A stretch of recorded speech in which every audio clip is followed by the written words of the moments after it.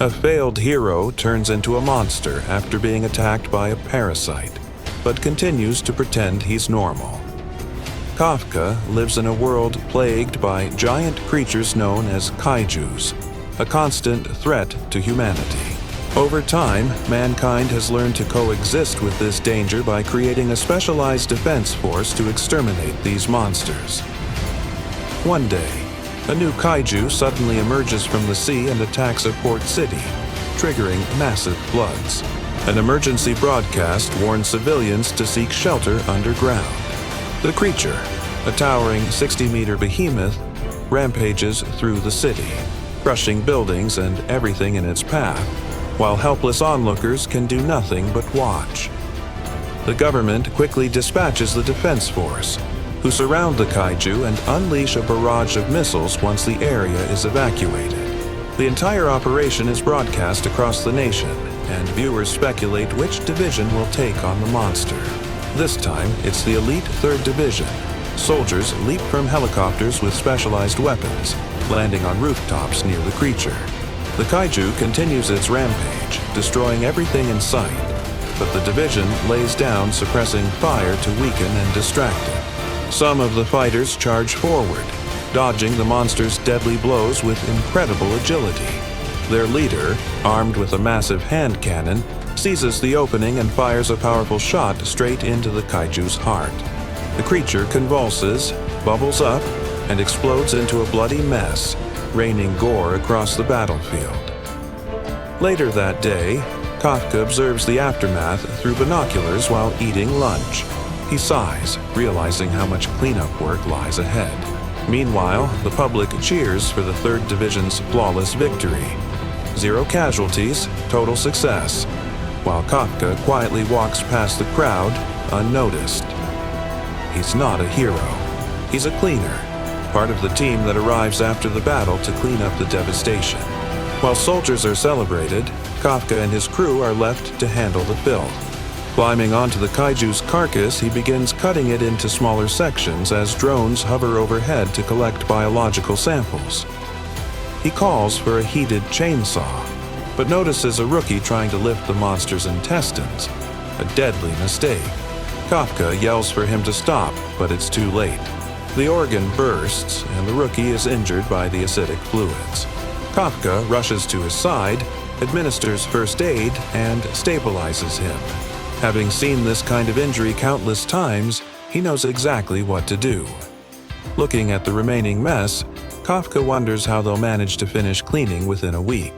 Before he can complain, his supervisor assigns him to the worst task of all: cleaning the intestines. Disgusted but resigned, Kafka sighs and dives into the giant's insides. That night, he returns to his cramped, filthy apartment. An irony given his job. The stench of kaiju guts lingers in his nose no matter how hard he tries to wash it away. On TV, he sees news coverage of the 3rd Division's captain, Mina. At just 27, she's already a legend, having slain nearly 100 kaijus. Seeing her brings back memories. Mina was his childhood friend. They once made a promise to rid the world of kaijus together. Now she's a national hero, and he's stuck cleaning up the aftermath. Kafka turns off the TV, the weight of failure pressing on him. Still, he reminds himself that his work is important. Thanks to his job, he has food to eat and a roof over his head. The next morning, Kafka returns to work. His co-workers introduce a new part-time student, Ichikawa, a young man who dreams of joining the defense force. It's the same dream Kafka once had before giving up. When Ichikawa asks why he abandoned that dream, Kafka admits he tried his best, but there's always someone better, someone a step ahead. He tells the boy that one day he'll understand. Ichikawa, without hesitation, declares he'll never give up. Kafka is left awkwardly defeated by the kid's determination. Later, the team is briefed on their new assignments. Ichikawa is placed in the group responsible for cleaning the intestines, the dirtiest, most dangerous task of all. Kafka smirks to himself. thinking the boy is about to learn just how unpleasant this job really is. The supervisor tells Kafka that he'll also be working on the intestines, since he's the best at that job. Kafka groans at his bad fortune but immediately gets to work. Meanwhile, the supervisor tells Ikai that although Kafka complains a lot, he's an excellent worker and could have made a great officer if he had been able to pass the exam. Later that day, during their lunch break, Ikai completely loses his appetite, which makes Kafka happy, but he's having just as hard a time himself trying not to puke. Noticing that Ikai isn't eating anything, Kafka throws a vitamin drink at his face and tells him to drink it, even offering him a pair of nose plugs to block the awful stench. Ikai refuses, but Kafka ends up forcing him to do as he says. After work, everyone finishes and leaves while Kafka stays behind for a final inspection. He notices that the worst parts have been cleaned. Ikai appears behind him and thanks him for helping throughout the day, admitting it would have been much harder without him. He also tells Kafka that the age limit for the Defense Force exam has been raised to 33, and although it's none of his business, he thinks Kafka should try applying again. As Ikai turns to leave, Kafka stops him to say he's a good kid, which embarrasses him. Suddenly, a kaiju bursts out from the ground right behind Ikai. It would have killed him if Kafka hadn't risked his life to push him out of the way. Both fall to the ground, injured. When Ikai tries to get up, the monster swats him aside. Kafka shouts at him to run and call the defense force, but Ikai refuses to leave him alone. Kafka yells that he'll never make it into the force if he dies here, convincing Ikai to go for help. Kafka grabs a metal rod and, with a brave smile, distracts the monster while running away. He races through the empty streets littered with broken buildings from the previous attack as the kaiju chases him at full speed. He would have been killed if he hadn't slipped into a narrow doorway where the creature couldn't follow. Kafka keeps running straight ahead and leaps out of a window, getting slashed across the face. As he lies there, he suddenly remembers when Mina was devastated over a cat that died during a kaiju attack. He had tried to cheer her up, and they made a promise to join the defense force together and wipe out every kaiju from the world. Snapping back to reality, Kafka wonders where it all went wrong just as the monster gains on him. He decides to fight back and aims for its legs, but the kaiju is far too fast. It strikes first, launching him into the air. His life flashes before his eyes before he crashes to the ground. The kaiju smashes his leg, leaving him helpless. Kafka accepts his fate, ready to die. But just as the monster is about to finish him, Ikai appears out of nowhere, striking it in the face with an iron rod and saving his life. Kafka shouts at him to run, but Ikai insists that he's already alerted the defense force. He says he can't become an officer if he can't even save one person. The kaiju attacks him furiously while Kafka lies there, feeling weak and useless. Just as the monster is about to kill them both, a white tiger-like creature appears from nowhere, tackling the kaiju and tearing it apart until it explodes. Moments later, Kafka hears Mina's voice over the comms as she calmly assigns her team to secure the area, treat the injured, and search for any remaining monsters. Kafka loses consciousness and wakes up later that night in a hospital room. He lies there thinking about how Mina has achieved her dream while he's been left behind, feeling miserable. Ikai calls his name, breaking the silence. Kafka realizes he's not alone. Ikai thanks him for saving his life and tells him again that he should try to become a defense force officer because he'd be great at it. Kafka thinks for a moment, and with a renewed sense of determination, he decides to appear for the next exam. Just then, before he can react, the creature darts straight at him and forces itself down his throat. Kafka's muffled screams fill the room. Realizing something's wrong, Ikai rushes in and is horrified to see Kafka's reflection in the window. His body is changing. Kafka has turned into a kaiju. He screams that he's still himself, that he's Kafka, but Ikai is too shocked to respond. An old man from another room spots them and immediately calls the defense force, reporting a kaiju sighting. Alarms blare through the city as Mina mobilizes her team and orders everyone to stay indoors. Back at the hospital, Ikai can't believe what he's seeing. At first, he thinks Kafka was devoured, but soon realizes the truth. The kaiju is Kafka.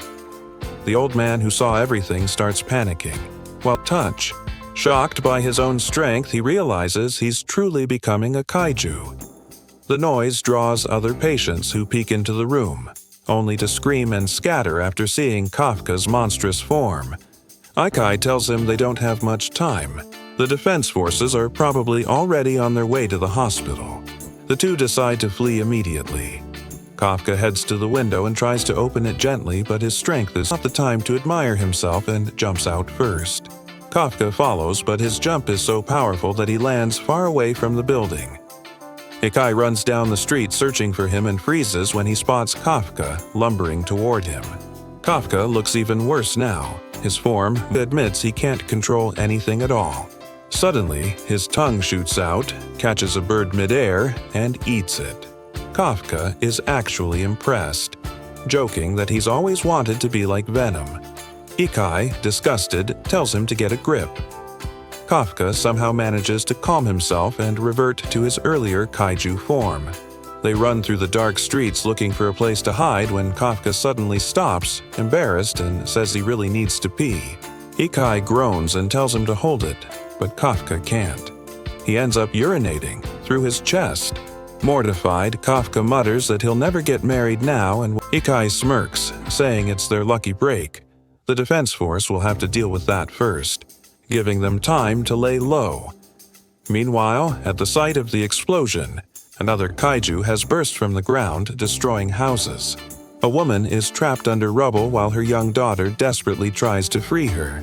The mother pleads for the child to run, but she refuses, crying as she struggles to move the heavy debris. The kaiju crashes through what's left of the wall, asks how he plans to do that. Kafka simply replies that he's going to punch it as hard as he can and hope for the best. Isekai carries the two victims to safety, while Kafka charges his fist, electricity crackling around it. With a roar, he launches an uppercut not to worry anymore, that she's safe now and the defense force will be here soon. Isekai tells Kafka that he's called an ambulance and insists they need to leave before anyone arrives. But Kafka's mind is elsewhere. He's thinking about his dream. He looks at Isekai, removes his face mask, and says that his dream of joining the defense force isn't over. He'll take the exam again. Later that night, Mina and her team arrive at the scene only to find the kaiju already destroyed. She'd taken down such a powerful monster. Then she turns to the little girl and reassures her softly, promising that she will destroy every last kaiju in the world. The little sister. This surprises her, but she doesn't say anything about it. Meanwhile, Kafka returns to normal, to the other patients that they had hidden after the kaiju attack and are completely fine. 3 months pass without major incident. Better control his powers. Still, the media keeps searching for the kaiju known as Kaiju number 8, the only one to have escaped from the defense force. Isekai watches this news from the cleaning office when a senior worker hands him an envelope and sees that he's passed the first round and must now appear for the second. The senior also gives him another envelope, Kafka's results, and asks him to deliver it, since Kafka is out cleaning a kaiju corpse.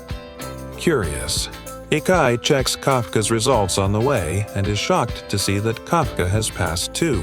He finds him eating lunch on top of the kaiju's body, in his kaiju form. Isekai immediately dropkicks him, yelling that the defense force would kill him on sight if they saw him like this. Kafka apologizes, saying he still slips up sometimes. After wiping off his face, Kafka asks if Isekai is okay, but Isekai notices Kafka still has fangs and shouts. Kafka finally turns back to normal, and Isekai gives him the results. Kafka looks at them, asks why. Kafka explains that he always passes the first round but fails the second. He tries opening a bottle but crushes it instead, transforming again, which makes Isekai yell that he shouldn't even take the exam. Kafka begs him not to give up on him, and Isekai reluctantly agrees. 10 days later, they arrive at the massive exam stadium, crawling with security. As they look around at all the examinees, a blonde girl walks up to them and tells Kafka to move his van, lift and throw the van aside like a toy. Replies that she's examinee number 2016, and her favorite pastime is killing kaiju. She walks closer to Kafka, sniffs him, and asks why he smells like one, terrifying him as he tries to think of a way to escape without revealing his secret. The girl introduces herself as Kiko, clearly rich and arrogant, and mocks Ikai for not giving her the parking space. Just then, her butler pulls up in a G-Wagon and takes the spot anyway. Kafka, frustrated, picks the van up himself and sets it back in place, shocking Kiko, who wonders if he has a special suit like hers. He warns as Ikai looks furious. He realizes Kafka used his kaiju powers. Ikai warns that if anyone saw him, Kafka would be executed, and Ikai himself imprisoned. Kafka insists he was careful, using only his hands to lift the van, but Ikai doesn't care. He threatens to send Kafka home if he ever uses his powers recklessly again. Meanwhile, inside Defense Force headquarters, the officers review the new batch of recruits. They note that this year's applicants are exceptionally talented, with graduates from top universities hoping to become field agents. Among them, the boy Izu, the short yellow-haired Aoa, and the red-haired hothead Furo. But the most impressive is Kiko, only 16. Yet already everyone's eyes are on her as she approaches Kafka, up challenging her. Later, Ikai and Kafka discuss their plan for the exam, neither of them confident about the written test. The examinees must now score as many points as possible in the physical exam. Kafka, thinking it would be easy since he does hard physical labor every day, quickly realizes why people hate working out. He's forced to do soldier crawls, pull-ups, running circuits, and more. Completely exhausted, he collapses by the end of it. When the results are announced, Kafka ranks 219th out of 225 examinees, nearly at the bottom.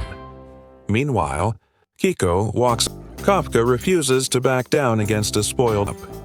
Later, everyone moves to the next phase of the exam, which excites Kafka because Ikai told him that Phase 2 had been cleaning and disposing of kaiju bodies for the past 2 years. Soon, the vice captain of the 3rd Division arrives, a man with a bowl-cut hairstyle who introduces himself as Hoshina.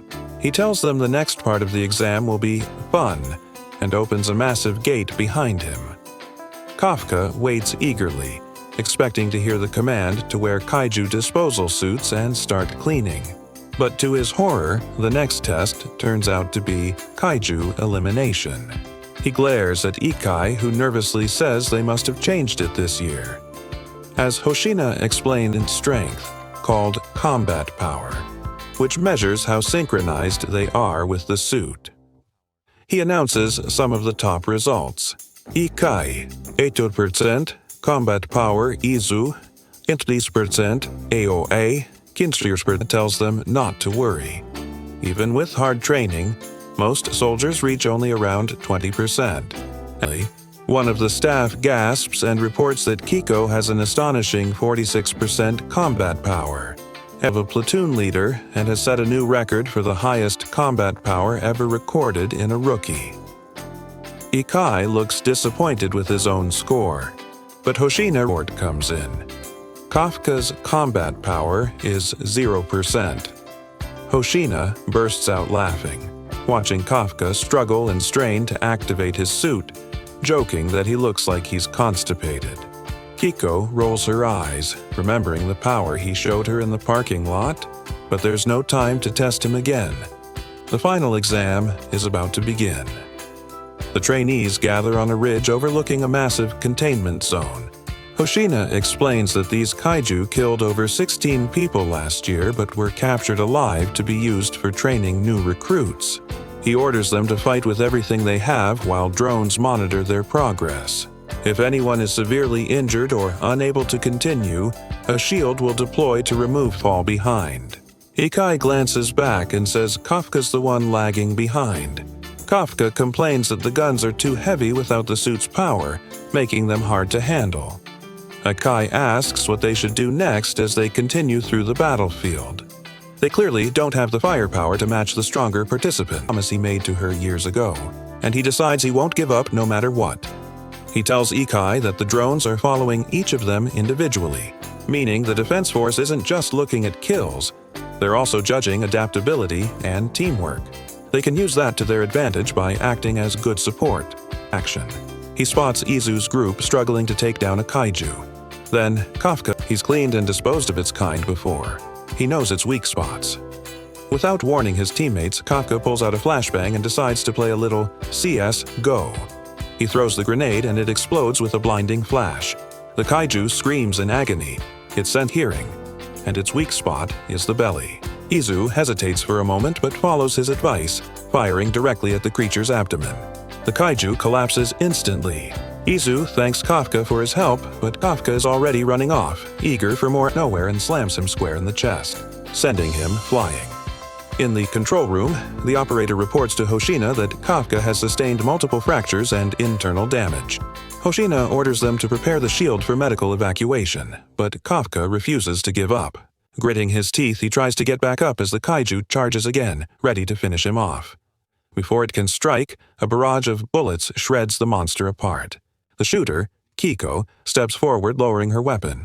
She looks at Kafka and says coldly that she wants to see his true strength before walking away. Isekai rushes to Kafka's side and sees that his leg is completely fractured. Hoshina tells him to withdraw for his own safety, but Kafka won't back down. Trembling, he forces himself to his feet. He remembers how everyone has always surpassed him. Mina, his peers, even rookies like Kiko, but this time, he refuses to lose. With a roar of determination, Kafka's combat power suddenly rises, from 0% to Hoshina smirks. Maybe, just maybe, this guy still has a chance. If you liked this video, make sure to subscribe for part 3 and check out this brand new anime about the strongest hero who pretends to be normal just to live a quiet life.